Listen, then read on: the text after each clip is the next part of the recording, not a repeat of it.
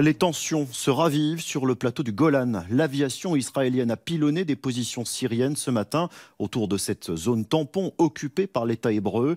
Il s'agit selon Tsahal d'une riposte à l'incursion de drones syriens dans l'espace aérien israélien.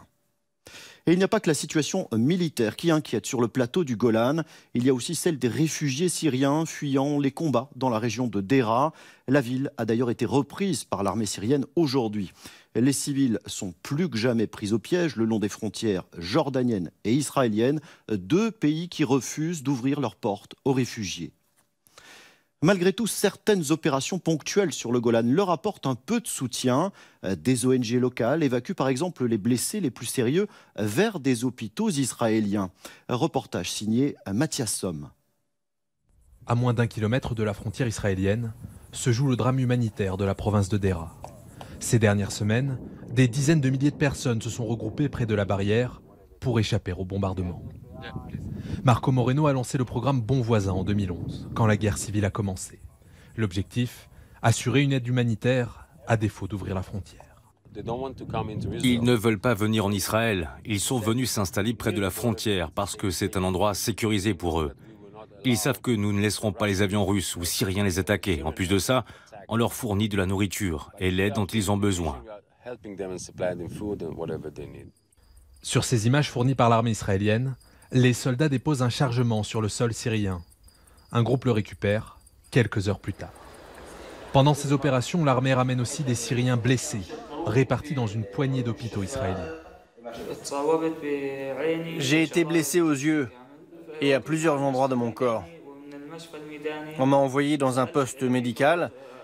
Là, j'ai demandé si je pouvais être soigné en Jordanie. Ils m'ont répondu que la frontière était fermée et on m'a emmené en Israël. Dans cet hôpital, près de la moitié des patients syriens sont des femmes et des enfants.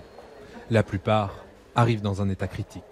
Les blessés qui nous sont amenés arrivent sans aucune espèce de traitement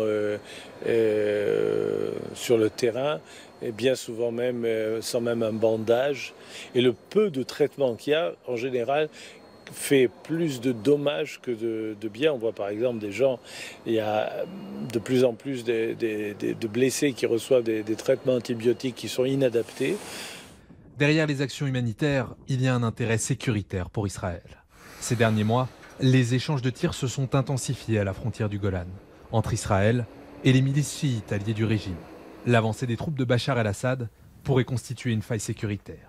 Le but premier d'Israël, c'est d'éviter la consolidation de la présence iranienne près de sa frontière. Le scénario cauchemar pour Israël, c'est de voir se créer un Sud-Liban bis à sa frontière que l'Iran et le Hezbollah pourraient utiliser soit dans une prochaine guerre, mais aussi simplement comme à Gaza, avec un feu de roquettes de temps en temps qui va menacer la sécurité d'Israël. Autour du plateau du Golan, les discussions entre Israël, la Syrie et la Russie seront cruciales pour la stabilité de la région. Pour l'heure, près de 300 000 Syriens ont fui les combats dans la province de Deraa.